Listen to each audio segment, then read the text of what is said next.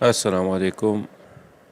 आज हम transfer function के बारे में पढ़ेंगे कि ट्रांसफ़र फ़ंक्शन होता क्या है और कंट्रोल सिस्टम में ये किस तरह यूज़ होता है, किन किन चीज़ों को फाइंड करने के लिए ट्रांसफ़र फ़ंक्शन यूज़ होता है। तो ट्रांसफ़र फ़ंक्शन किसी भी सिस्टम के इनपुट और आउटपुट के लेप्लास ट्रांसफॉर्मेशन की रेशो होती है। जैसा कि यहाँ पे आप लोगों को नज़र आ रहा है, ये एक सिस्टम गिवन है जिसमें जी ऑफ एस जो है ये इसका ट्रांसफ़र फंक्शन है। इसकी इनपुट जो है वो है यू ऑफ एस और आउटपुट इसकी है वाई ऑफ एस। तो अगर हम इसके ट्रांसफ़र फंक्शन की वैल्यू फाइंड करना चाहें तो वो है हमारे पास Y of S divided by U of S. ये वाई ऑफ एस जो है ये इसके आउटपुट का लेप्लास ट्रांसफॉर्म है और जो u ऑफ s है ये इसकी इनपुट का लेप्लास ट्रांसफॉर्म है। तो जिस तरह हमने डेफिनेशन में देखा, ट्रांसफ़र फंक्शन हमारे पास Laplace transform of output divided by Laplace transform of input. तो किसी भी सिस्टम के लिए ये डेफिनेशन वैलिड है। ट्रांसफ़र फंक्शन को हम किस तरह फाइंड करते हैं, तो अगर हमें सिस्टम का डिफरेंशियल इक्वेशन गिवन हो तो हम उसका लेप्लास ट्रांसफॉर्म लेते हैं और इनिशियल कंडीशन को ज़ीरो कंसिडर करके या इग्नोर करके हम उसका ट्रांसफ़र फंक्शन फाइंड कर सकते हैं। जिस तरह यहाँ पे आप लोगों को नज़र आ रहा है, जी ऑफ एस हमारे पास एक ट्रांसफ़र फंक्शन है। ट्रांसफ़र फंक्शन हमें तीन चीज़ों में हेल्प आउट करता है। एक, सिस्टम की स्टेबिलिटी फाइंड करने में कि सिस्टम स्टेबल है या मार्जिनली स्टेबल है या कंडीशनल स्टेबल है। मतलब सिस्टम की स्टेबिलिटी फाइंड करने के लिए हमें ट्रांसफ़र फंक्शन की ज़रूरत पड़ती है। ट्रांसफ़र फंक्शन से ही हमें पता चलता है कि सिस्टम स्टेबल है कि नहीं। दूसरा, जिस चीज़ में ये हमें हेल्प आउट करती है वो है, अगर हम एक सिस्टम के कैरेक्टरिस्टिक्स देखना चाहें टाइम डोमेन या फ्रीक्वेंसी डोमेन में, तो हम इसको प्लॉट करके, ट्रांसफ़र फंक्शन को प्लॉट करके इसके सिस्टम की कैरेक्टरिस्टिक्स देख सकते हैं। चाहे वो फ्रीक्वेंसी डोमेन प्लॉट हो जो कि एस प्लेन प्लॉट भी कहलाती है, और चाहे वो टाइम डोमेन प्लॉट हो तो जो हमारे पास आम टाइम वेरिएबल के रिस्पेक्ट से होता है। तो उसको प्लॉट करके हम किसी सिस्टम के कैरेक्टरिस्टिक्स के बारे में भी जान सकते हैं। इसी तरह अगर हम एक स्पेसिफ़िक इनपुट के लिए सिस्टम का रिस्पांस देखना चाहते हैं तो हमें उसके लिए ट्रांसफ़र फंक्शन की ज़रूरत पड़ती है। अगर हमें एक ट्रांसफ़र फंक्शन गिवन हो तो हम किसी भी इनपुट को अप्लाई करके उसकी आउटपुट देख सकते हैं। तो ये दोनों चीज़ें जो प्लॉट है, एक तो ये हमें प्लॉट से पता चलता है ये टाइम डोमेन और फ्रीक्वेंसी डोमेन कैरेक्टरिस्टिक्स, और जो दूसरी चीज़ है उसमें हम जस्ट मैथमेटिकल ऑपरेशंस करके ये इनपुट के लिए रिस्पांस निकाल सकते हैं।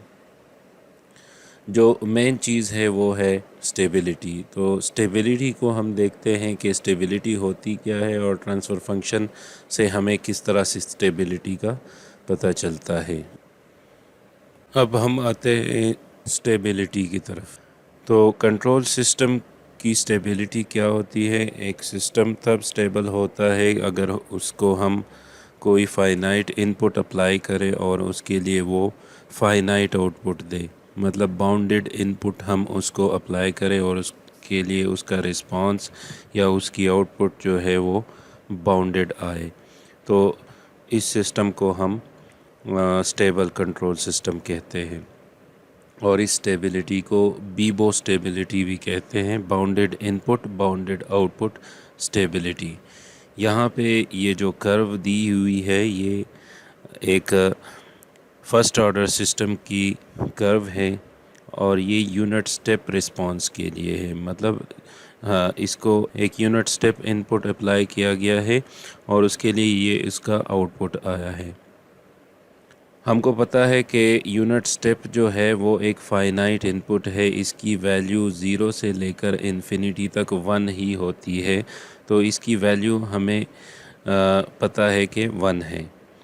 तो ये एक फ़ाइनाइट इनपुट है और यहाँ पे ये जो रिस्पांस आप लोगों को नज़र आ रहा है ये भी 0 to 1 वेरी कर रहा है। मतलब 0 पे ये 0 है और एक्सपोनेंशियली 1 की तरफ बढ़ रहा है और आगे जाके ये 1 पे स्टेबल हो रहा है।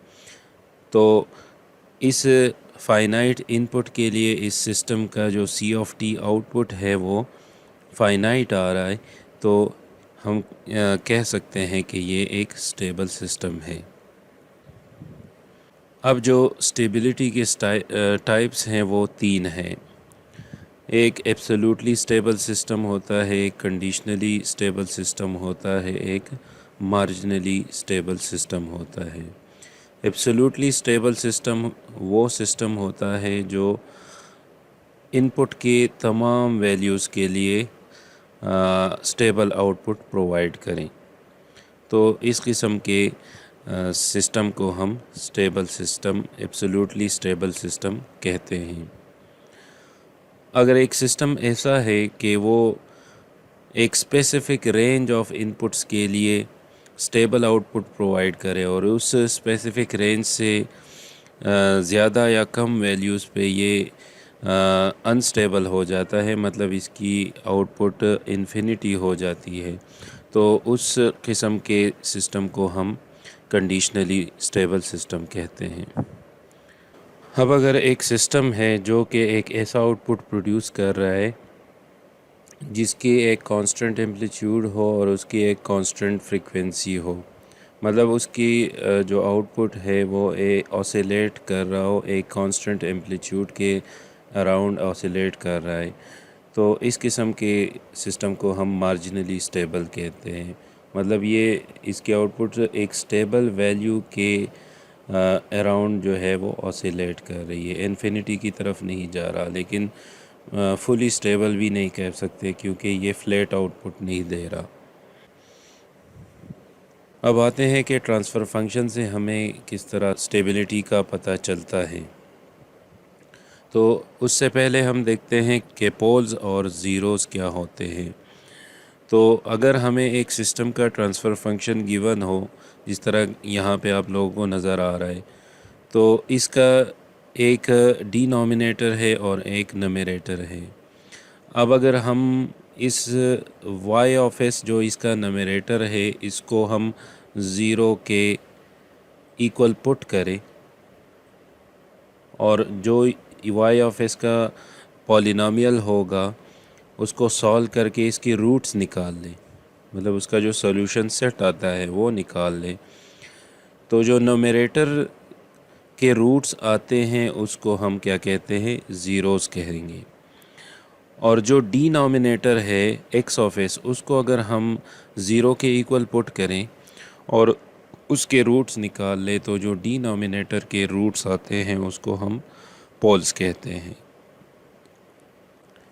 पोल्स को हम जो एस प्लेन में हम प्लॉट करते हैं तो पोल्स को हम क्रॉस से डिनोट करते हैं और जो हमारे पास ज़ीरोज़ होते हैं वो ज़ीरो से डिनोट होते हैं। जो सिस्टम का ऑर्डर होता है वो भी हमें नंबर ऑफ़ पोल्स से पता चलता है। अगर n को हम कह ले नंबर ऑफ़ पोल्स तो हमारे पास क्या आएगा, यही सिस्टम का ऑर्डर होगा। मतलब अगर 2 पोल्स आ रहे हैं किसी सिस्टम के तो वो सेकंड ऑर्डर सिस्टम है, अगर एक पोल आ रहा है तो वो फर्स्ट ऑर्डर सिस्टम है। तो हमें नंबर ऑफ़ पोल्स से हमें सिस्टम के ऑर्डर का भी पता चलता है। असल में पोल्स वो पॉइंट्स होते हैं जो जिस पे सिस्टम का रिस्पांस इनफाइनाइट हो जाता है, मतलब उस पॉइंट से ऑनवर्ड या उस पॉइंट पे सिस्टम का रिस्पांस या सिस्टम इनफाइनाइट बन जाता है, क्योंकि ये डिनोमिनेटर को ज़ीरो के इक्वल पुट करके हमने निकाली थी। अगर आप लोगों ने पिछले स्लाइड में देखा हो तो हमने क्या किया था, जो डिनोमिनेटर है ये x ऑफ s, इसको अगर हम ज़ीरो कंसिडर कर ले और ये डिवीज़न में है तो इसको अगर हम ज़ीरो कर ले तो ये सिस्टम का जो ट्रांसफ़र फंक्शन है ये क्या हो जाएगा, इनफाइनाइट हो जाएगा। तो पोल्स वो पॉइंट्स होते हैं जिस पे सिस्टम का ट्रांसफ़र फंक्शन इनफाइनाइट होता है, और ज़ीरोज़ वो पॉइंट्स होते हैं या वो वैल्यूज़ होते हैं जिस पे सिस्टम का ट्रांसफ़र फंक्शन ज़ीरो होता है, क्योंकि ये न्यूमरेटर को ज़ीरो के इक्वल पुट करके हमने ये रूट्स निकाली है। तो अगर ये रूट्स हम न्यूमरेटर में पुट करेंगे तो न्यूमरेटर की वैल्यू ज़ीरो हो जाएगी और सिस्टम का ट्रांसफ़र फंक्शन ज़ीरो हो जाएगा।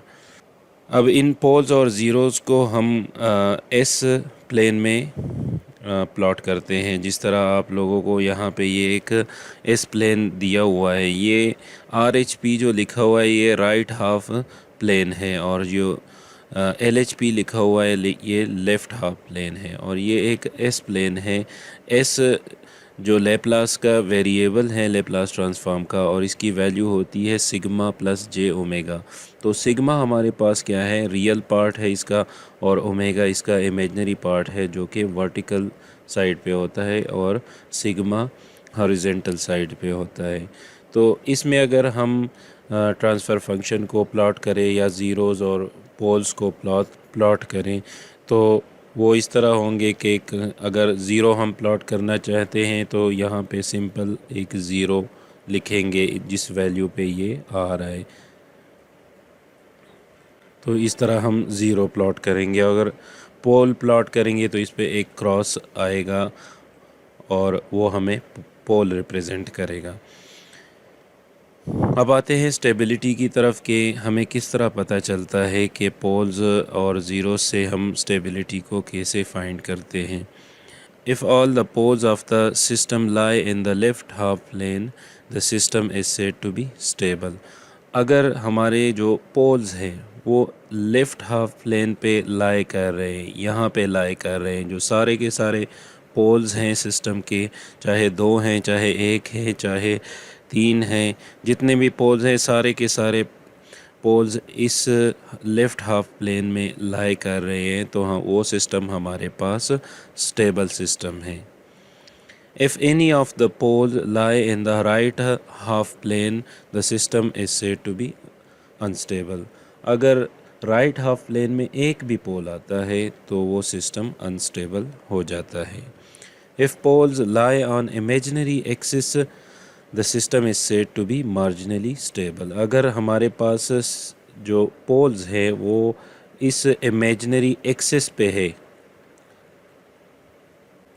अगर सारे के सारे पोल्स हमारे पास क्या है या कुछ पोल्स हमारे पास इस इमेजिनरी एक्सिस पे आते हैं तो हमारे पास ये एक मार्जिनली स्टेबल सिस्टम को रिप्रेजेंट करते हैं।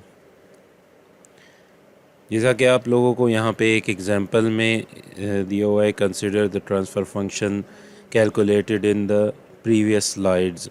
जो प्रीवियस स्लाइड में हमने ट्रांसफ़र फंक्शन निकाला था इनपुट और आउटपुट का, वो G of S is equal to X of S divided by Y of S. तो यहाँ पे हमारे पास जो वाई ऑफ एस है वो क्या है, इनपुट है, और जो एक्स ऑफ एस है वो आउटपुट है।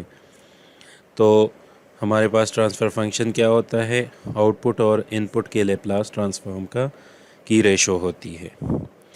तो ये एक ट्रांसफ़र फंक्शन गिवन है हमें, ये इसके जो लेप्लास ट्रांसफॉर्म वाली फॉर्म है वो हमें गिवन है। जो सी है वो कांस्टेंट्स हैं ए बी सी, और जो एस है वो लेप्लास का वेरिएबल है। तो अगर हम इसके पोल्स निकालने चाहें, मतलब कि इसका पोल क्या आएगा, तो हम सिंपली क्या करेंगे, ये जो डिनोमिनेटर है इसको हम पुट करेंगे ज़ीरो के equal. A S plus B is equal to zero, जैसा कि यहाँ पे आप लोगों को नज़र आ रहा है। तो जो इससे s की वैल्यू क्या आएगी, जो रूट हमारा आएगा वो s की वैल्यू होती है। तो s की वैल्यू हमारे पास क्या आएगी, b को उस साइड पे ले गए माइनस b बन गया, इधर a मल्टीप्लाई हो रहा था तो वो डिवीज़न में चला जाएगा। तो हमारे पास जो इसका पोल बन रहा है वो ये बन रहा है। अब a और b की वैल्यूज़ पे डिपेंड करता है कि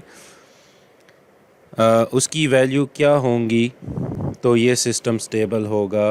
अगर वैल्यू हमारे पास कोई एक भी नेगेटिव है तो ये सिस्टम अनस्टेबल हो जाएगा।